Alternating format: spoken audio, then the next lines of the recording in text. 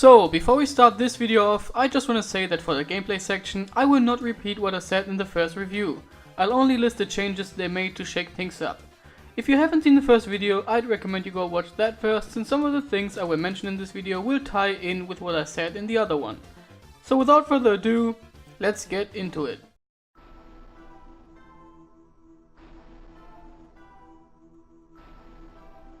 The story is set 1 year after Zero defeated Copy X. We start the game off by seeing a busted Zero with a cloak walking through the desert when he is suddenly attacked by Neo-Arcadian forces. After fighting his way through all the enemies, including a giant metal scorpion, which is pretty cool, he faints and is found by Hapuya, who takes him to the resistance base to recover, since he wants Zero to die in battle, not like this. Hapuya and the other two remaining guardians, Leviathan and Fafnir, took control over Neo-Arcadia after X's death, and the new leader of the resistance base, a Reploid named Arpezo, is planning to use a full frontal assault to end Neo-Arcadia's reign completely, since he doesn't trust CL's way of doing it. Fast forward a few missions and we see that Arpezo's assault failed, with him being the only survivor, which leads to him becoming completely insane and wanting to harness the power of the legendary Dark Elf to stop Neo-Arcadia once and for all. Arpezo then manages to use some of the Dark Elf's power and single-handedly breaks into the temple in which the real body of X is hidden. It is then revealed that X stopped the Elf Wars, which is something that will get explained in Zero 3, by sealing most of the Dark Elf's power away in his body. The Guardians and Zero try to stop Arpezo. That attempt fails however, and Arpezo manages to destroy the body of X right before Zero's eyes, thus releasing the Dark Elf and harnessing its power. Zero, being the hero that he is, stops Arpezo from unleashing that power on the world and finishes him off. The Dark Elf then turns Arpezo into a Cyber Elf, which convinces him that she isn't purely evil after all. Right after both elves take their leave, the spirit of X shows up before Zero, telling him that the Dark Elf was once called Mother Elf, but has been cursed by a man called Weil. The game ends with a gigantic door opening and that same Weil saying that it's time to start, setting up the plot for the third game.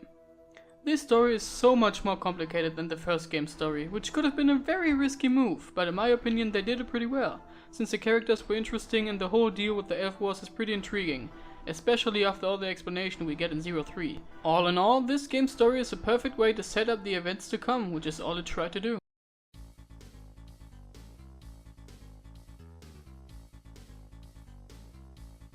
Gameplay wise, it didn't really change much, and in all honesty, it didn't really have to. Zero 1 was the smoothest playing Mega Man game up to that point, and that continues on in this game. There are however a few changes that I will address. The triple rod from the first game has been replaced by the chain rod, which functions like a hookshot of some sort. It's essential for some stages and very gimmicky, and I honestly have to say that I'm not a fan of it at all. As I said, it feels gimmicky and very out of place for how slow and heavy it feels to use it. It just works against the whole rest of the game. I know that speedrunners and pros are using it perfectly, but I'm neither, and to me it just feels weird to dangle around like a 300-pound piece of meat. I don't know, it just feels weird to me, and the triple rod was more fun to use in my opinion. I like how you can pull off the shields of enemies though, that's pretty neat. They do however do a better job at introducing you to the shield boomerang and the chain rod this time. What I mean by that is that the game just gives them to you before you start your first real mission. In Zero 1 I didn't even know there were other weapons than the Buster and the Saber until my third playthrough, because the game didn't make it clear at all. Could be my mistake for not exploring enough, but that's just how I feel. Also, apart from the elemental chips, this game introduced the form system. These forms change Zero's stats and are unlocked by meeting certain criteria after a clear mission, like killing 20 enemies in a stage by dash slashing, killing 50 enemies in a stage by using the Buster, and so on and so forth. These forms are a neat addition to the game and get you to try out different ways to complete the stages, which is fun. Some forms raise your slash damage, some the Buster damage, one of them even doubles your walking speed, which is my favorite, and on top of that there is the EX skill system, which is ripped straight out of the X series. What I mean by that is that you get one of the boss's moves, which is great, but the downside to that is that you only get these moves if you enter the stage with an A or an S rank, and getting these is no piece of cake to begin with. I kind of like that you have to work hard to get them though, since this is a way better reward for being good at the game than the lame ass room behind CL was in the first game, so I have no problem with this at all. I gotta say the gameplay improvements and changes they made here are really good, except for the chain rod, but that's just my humble opinion.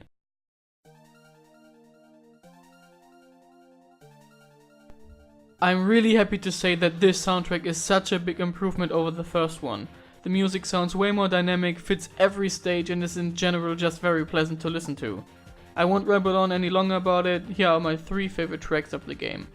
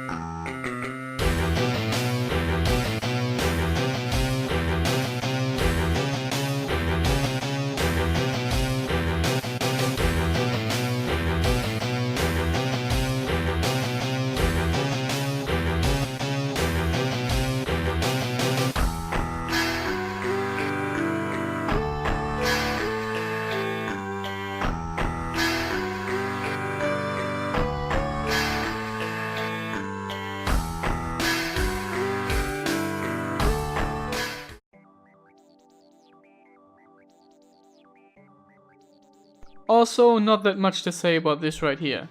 Like in the first game, the stages are designed in a way that you can easily dash through them if you know what you're doing. It's more of the great stuff from the first game, which is great. I do, however, have to complain about something, and I'm pretty certain that I am in the clear minority when I say that I hate how they went back to the original Mega Man and Mega Man X style of stage selection. The mission-based stages from the first game helped with world building, and the sense of mystery was just way more fun to me. The first game might be the weakest of the series, I'm not arguing that at all, but to me it was the best in setting the tone. When I first played the first game, it felt different from all the other Mega Man games before it. The feeling of dread and hopelessness was conveyed really well in that game. The resistance felt like a resistance, everything was destroyed, people only had each other, and the atmosphere was perfect. Only seeing the mission objective was also so cool to me, because you didn't know what boss would await you. Take Phantom for example. You take like 3 steps in the mission and bam, Phantom shows up for a boss fight at the start of the mission. That was always so cool to me, and it helped giving the Zero game its own identity. I'm not saying the second one is bad by any means, quite the opposite. But it just feels like another Mega Man X game, you know? I know that's just a minor nitpick, but I wanted to get that out there. The stages are all fun. The airship stage can go fuck itself though.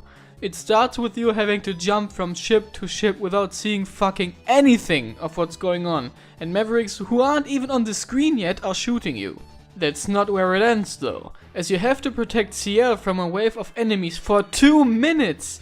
That's way too long, most stages in this game can be cleared in that time.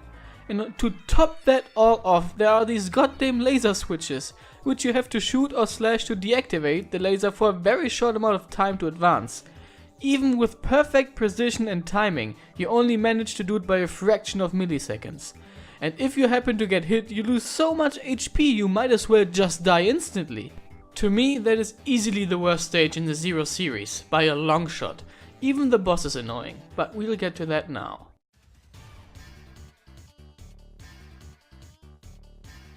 Like with the first game, I'll list the bosses in order of appearance and say what I like and dislike about them. Mega Scorpio.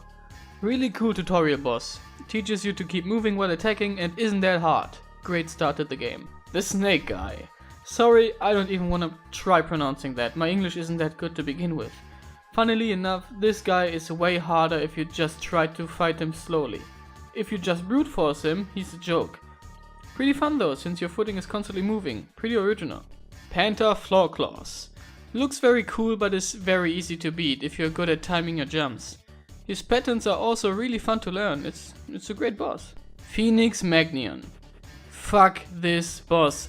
Grabbing you out of nowhere, teleporting around and creating lava pillars.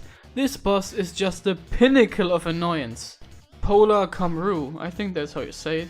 The easiest boss of the first lineup. Very slow and easy to dodge and has a giant hitbox. Not really fun in my opinion. The Golems.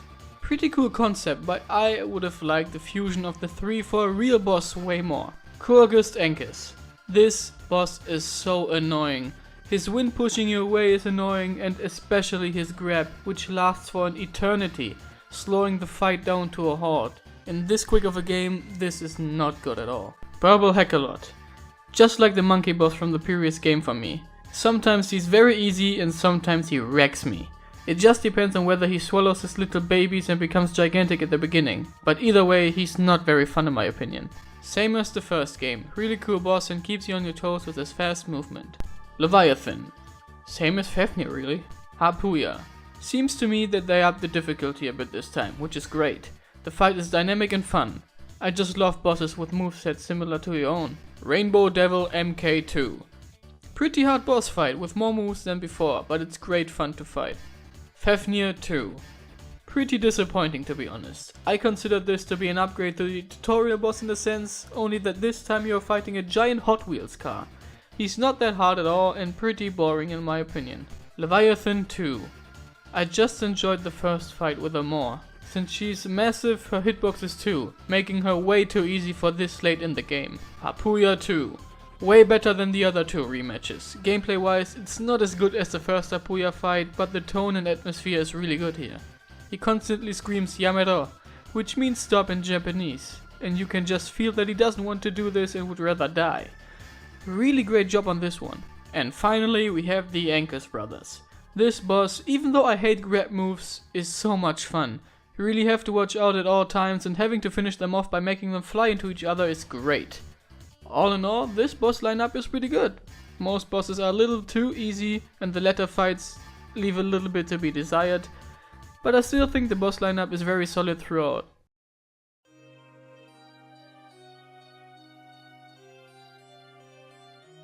The final boss is so much fun. The first phase is anyway. I love Apiso's design after he manages to break free the Dark Elf. It looks so menacing and cool. And the one-on-one battle you have with him is so fast and exhilarating, it's so much fun.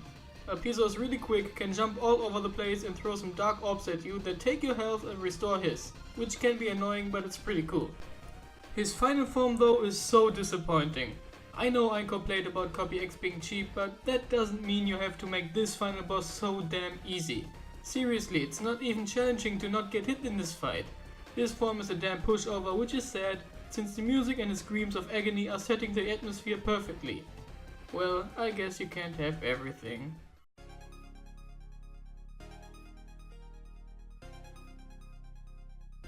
In true Mega Man fashion, the sequel is a big improvement over the original.